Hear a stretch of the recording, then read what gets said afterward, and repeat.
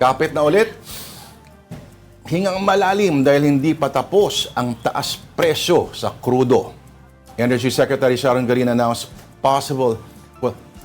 hindi na possible to. Talagang fuel price hikes for the week starting tomorrow, Tuesday, March 17. And for the details, we have our mobile journalist, Arles de los Santos. Arles, narinig natin. Pero break it to us gently. Kung may paraan ba na idahan-dahan kayo bago mo kami saksakin sa dibdib?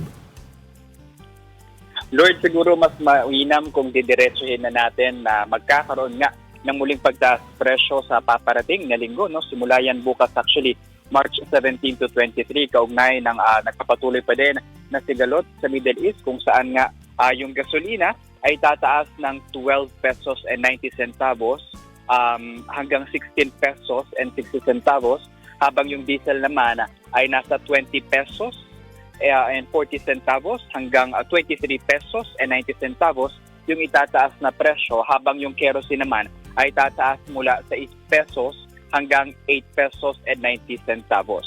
Ayan ang kinumpirma ni DOE Secretary Sharon Garin ngayong araw sa press conference, no? Dahil aniya, ayan ay epekto ng nagpapatuloy na sigalot sa Middle East na kung saan nga, no, ang isa sa mga umiipit nga daw dito sa malayang pag-import at pagdaan ng mga produktong petrolyo ay syempre yung sa Middle East, particular doon daw sa Strait of Hormuz na hindi pa rin ligtas na madaanan, no, dahilan nga para manatiling volatile yung produktong petrolyo sa merkado, no.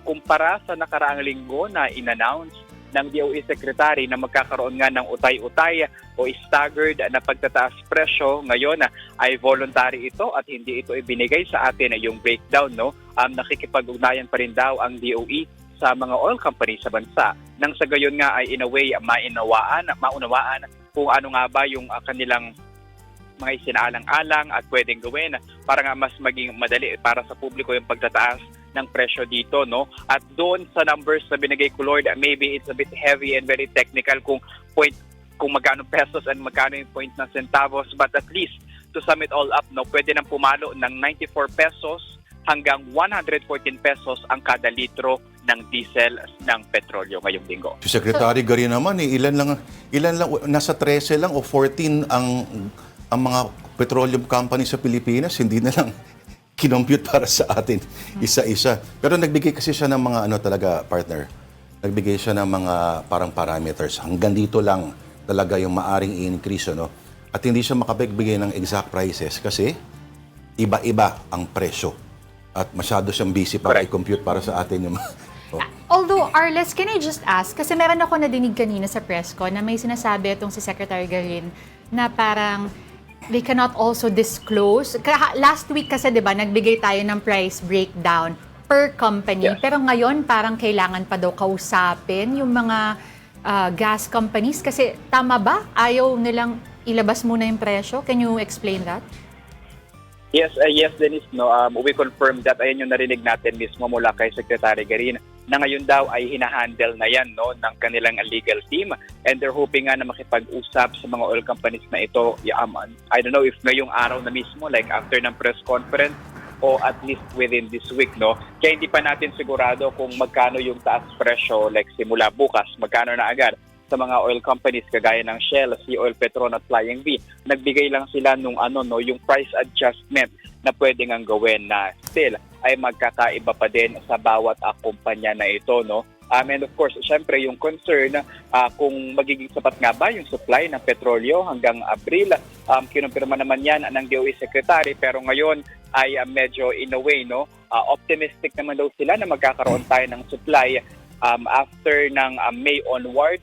Pero nakikipag-usap pa daw tayo sa iba't ibang mga ahensya ng embahada na may partnership na ang Pilipinas. Kinonfirm ng Secretary, no, Arles, na historic talaga ito so far sa kasaysayan o modernong kasaysayan ng Pilipinas. Ito yung pinakamatataas na talon ng mga presyo. Tama ba, Arles?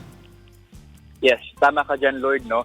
And though hindi naman daw ito yung highest, no, pero kasama ito doon sa mga pinaka matataas na taas presyo. Kasi kung dati parang sentimo at mga 2-5 piso lang yung pinakamataas, Ngayon, pag inad natin yung parang nung nakaraang linggo, aabot na tayo ata ng humigit kumulang 42 pesos.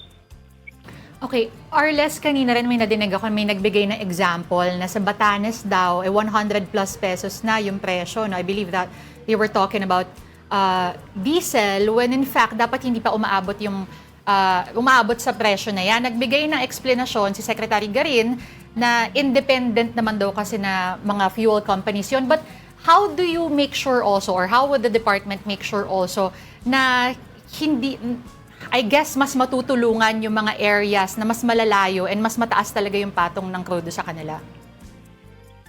Actually, unang-una din inamin naman ni Secretary Garina na magulo yung pricing kasi hindi siya regulated industry, unlike ng electricity daw na meron tayong ERC na tinatawag.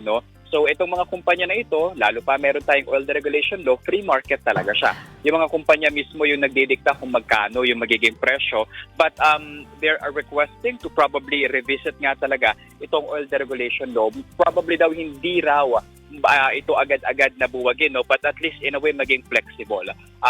May pagkakataon na may control yung mga oil companies, pero at least yung mga tight or situations like this, yung near to crisis, ay magkaroon ng kapangyarihan yung pamahalaan na diktahan at manduhan at syempre magbigay alalay din doon sa mga kumpanya at sa produktong petrolyo na pumapasok para hindi lamang basta-basta tatanggapin ng publiko yung magiging presyo ng mga ito.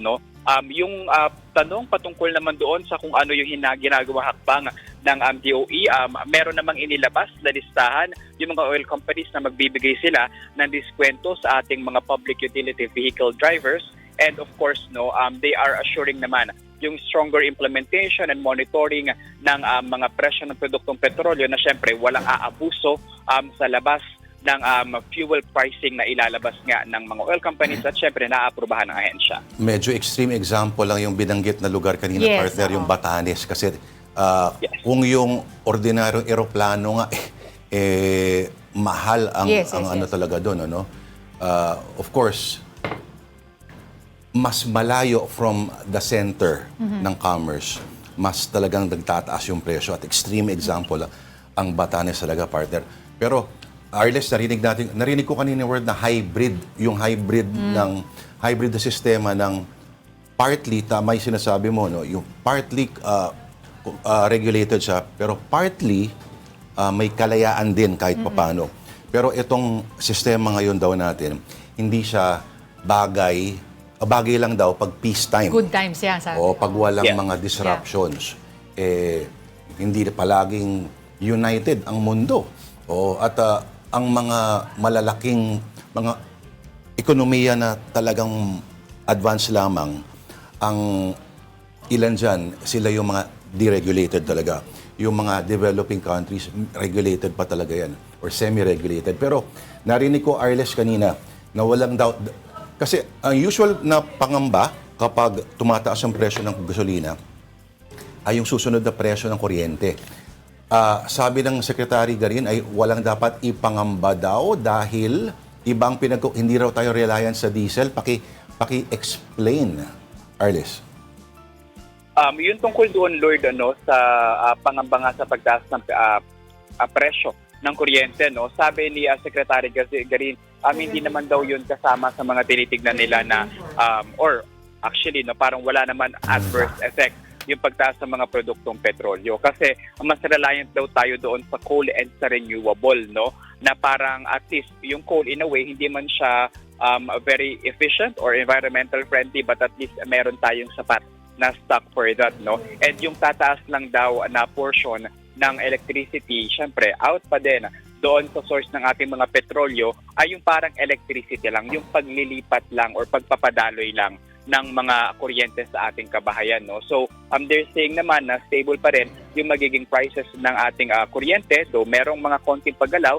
But dagdag pa ni Secretary Garin, at least itong nangyayari sa atin, ayaw niya pa itong tawagin na oil crisis kasi parang yung kasama sa mga consideration para matawag nga na crisis ay yung parang domino effect nito sa iba pang mga araw-araw public necessities sa mga kuryente, sa presyo ng mga pagkain. But ngayon, may mga kakaunting paggalaw na pero hindi pa rin ganoon kalaki na nararamdaman nga ito ng publiko. Sana all hindi nakakaramdam ng krisis. Okay, on that note, marami pa tayong tanong pero salamat tayo kay Arles de los Santos, ang ating mobile journalist. Thank you, Arles.